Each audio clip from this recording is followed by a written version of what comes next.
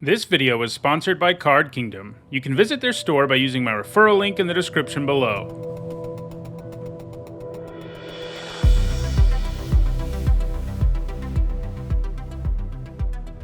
Hi everyone, I'm Nitsahone, and today is Friday, and that means it's time for the 522nd MTG Top 10. Normally in this series I rank cards based on their historical performance at Magic's highest level of competition, but it's also Brothers War Limited Review Week here on the channel, and as usual during Limited Review Weeks, one of this week's MTG Top 10s has been taken over by the set review, and that's what's happening today. As in this video, I'll give my picks for the 10 biggest bombs in the Brothers War. In Magic, a bomb is a good thing. It refers to cards that are so powerful that they completely reshape the board in your favor when you play them. In other words, these are the cards that you most want to open in your sealed pool or to see in a pack one, pick one situation. Obviously, cards that make lists like this are rares and mythic rares, but I have shared my thoughts on literally every card in the set in my set review, so you can check that out if you want to know more. Alright, let's dive in with a look at my picks for the 10 biggest bombs in the Brothers War. At number 10, I have Draconic Destiny. If you know me, you know it takes a lot for me to think an aura is even playable in Limited. This is because they come with an inherent risk of getting 2 for 1 that often just isn't worth it. However, Draconic Destiny managed to make this list, even though it's an aura, and that's because what it does up front is really powerful. For only 3 mana, it grants +1/+1, flying, haste, and fire breathing for colorless mana. That's enough to make any creature into a threat, but what really pushes it over into bomb status is the fact that when the creature it's attached to dies, Draconic Destiny returns to your hand. This makes it an incredibly difficult card for your opponent to ever fully deal with, as they'll have to kill creature after creature that is a huge problem for them, and you'll just be able to keep making your creatures into massive threats. Really, the only way to stop this is to find some removal for enchantments, and while that exists in the format, it isn't so plentiful that it makes this substantially less powerful. At number 9, I have Portal to Phyrexia. Normally, you would not see a 9 mana card on a list like this. That's because 9 mana is just so much mana in Limited that you're almost never going to get it. However, this format is well suited to a card like this one, largely as a result of Power Stones, which allow you to ramp into artifacts. I think this will feel more like a 7 mana card in your typical Limited format, and that's an amount of mana you can actually count on getting to, especially in decks that are built to do so, and you're going to want to do so because this is incredibly powerful. It impacts the board right away by making your opponent sacrifice 3 creatures, and while those creatures might not be amazing, it does give you a way to impact the board immediately, and then beginning on your next upkeep, you start reanimating a creature every single turn. The fact your opponent had to sacrifice 3 creatures makes it even more likely that you'll be able to reanimate things, but by the point in the game that you play this, both graveyards will probably be relatively well stocked, and you'll be able to rapidly build an army out of the graveyard that your opponent just can't overcome. At number 8, I have Surge Engine. This is a 2-drop that has to be answered. This is because for only 1 blue mana, it suddenly becomes a 3/2 that is completely unblockable.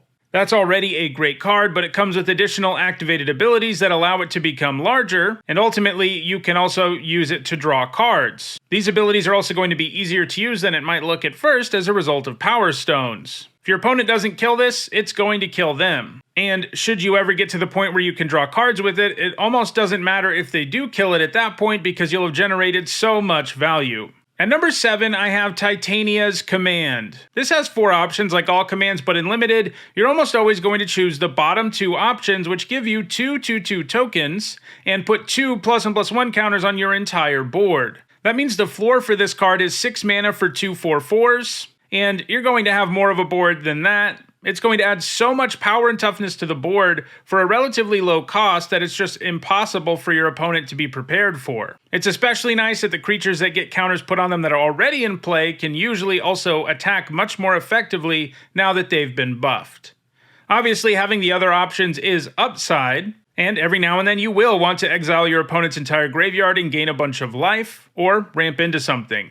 but most of the time you'll choose those bottom two options, and that's fine with me because it feels like you're almost always going to win the game when you do. At number 6, it is Phyrexian Fleshgorger. This is either a 3-mana 3/3 with Menace and Lifelink, or a 7-mana 7/5 with Menace and Lifelink, and both also come with Ward, which makes your opponent pay life equal to their power to target them with things. If you play this on turn 3, it's likely to get in for a ton of damage before your opponent can ever effectively deal with it, and if you play it later in the game for 7 mana, your opponent will have almost no way to effectively interact with this card. Double blocking it is probably the best they can do, and that's going to give you a 2-for-1 in most cases while also gaining you a bunch of life, and if they decide they want to use removal on it, they have to pay 7 life. Staring down this card in either form is a real nightmare. At number 5, it is Platoon Dispenser. This is a 5-mana 4/6 that draws you a card at your instep if you control 2 or more other creatures. Oftentimes, you will just have 2 other creatures when you play this thing, and you're just going to get to draw a card right away, which means you've already netted a 2-for-1. On top of that, it's also capable of churning out creature tokens, and it comes with Unearth, which allows it to come back into play, attack your opponent, maybe make a few creature tokens if you have the mana lying around, and it will probably also allow you to draw a card again. This will generate several cards worth of value every time you play it, and that's a good way to win a game of Limited. At number 4, I have Saheeli, Filigree Master. For a Planeswalker to be great, they usually need to be able to do 2 of the following 3 things. They need to be able to protect themselves by making creature tokens, they need to be able to draw you cards, or they need to be able to remove creatures. Saheeli doesn't do the last one, but she does the first 2 really, really well. Her -2 gives you 2 creature tokens that have haste and flying. If you're ahead of your opponent or at parity, you can send those tokens in immediately to get in for some damage. If you're behind, you can use those tokens to protect her. Meanwhile, her +1 will be very easy to turn into a full-blown card draw effect because the format has a lot of artifacts, including the Thopters that she can make, and her ultimate is also very attainable and very powerful. The format has a ton of artifact creatures in it, including her token friends, so she will be able to buff a decent chunk of your creatures, and by the way, most of the creature tokens in this format also artifacts, and she'll also be able to decrease the cost of a lot of spells in your deck. At number 3, I have Tyrant of Care Ridges. This is a 6-mana 4/5 flyer with fire breathing. That already is an imposing creature in Limited, but what pushes it over into bomb status is the fact that it does 4 damage to any target when it enters the battlefield. That's almost always going to kill something significant, and you can even go after your opponent with it in the event that, just doing 4 directly to your opponent gets you there.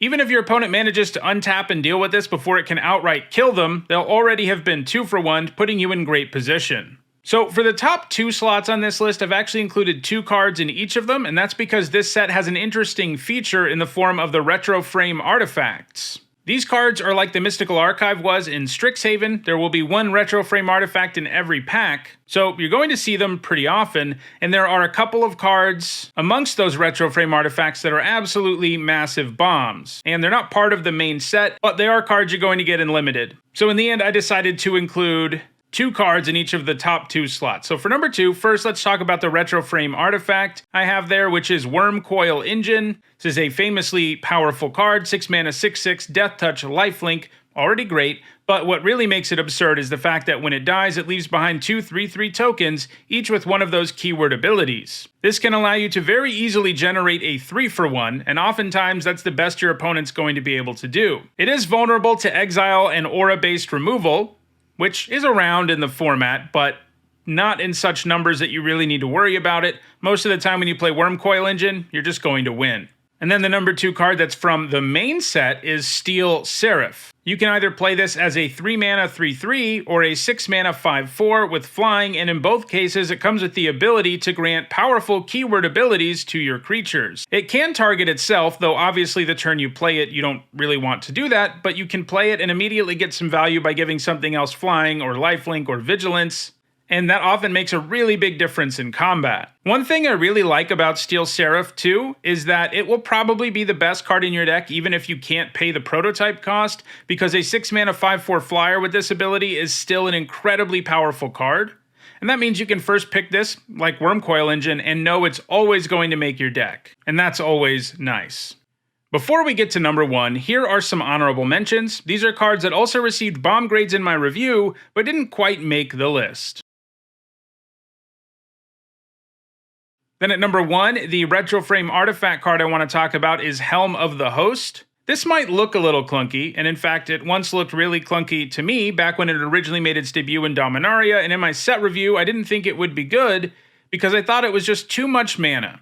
Well, I was wrong, as you can see from the fact that it's at number 1 on this list. 4 to play and 5 to equip is kind of a lot, but the turn you equip it, it immediately will give you a full card of value because you go to combat and you make a copy of the thing you equipped it to. And then this happens every single turn, quickly allowing you to take over the game, and Helm of the Host ends up generating several cards worth of value. Like Wormcoil Engine and Steel Seraph, you can first pick this and know it will always make your deck too, and that's a great feeling for a card this powerful. And then the number 1 card from the main set is Teferi Temporal Pilgrim. He might not be colorless, but he is absurdly powerful. Like Saheeli, he can draw you cards and make creature tokens to protect himself, but he's better at both of those things, and he comes with the ability to gain a loyalty counter every time you draw a card. This means his 0 ability actually is a +1 loyalty ability. I think the line of play you'll probably do the most frequently with Teferi is play him, use his -2 to make 1 token, then on your next turn use his -2 to make another token, and he won't die because you gained a loyalty from drawing normally on your turn. Those creature tokens will then grow throughout the game without you even trying, and this all gets particularly absurd if you're in the blue-black deck, which has lots of incentives for drawing extra cards. But obviously he'll be amazing in any blue deck you ever put him in. His ultimate is obviously insane too, but you can't really count on actually getting there in Limited, but that doesn't matter. His 0 ability and his -2 are both so powerful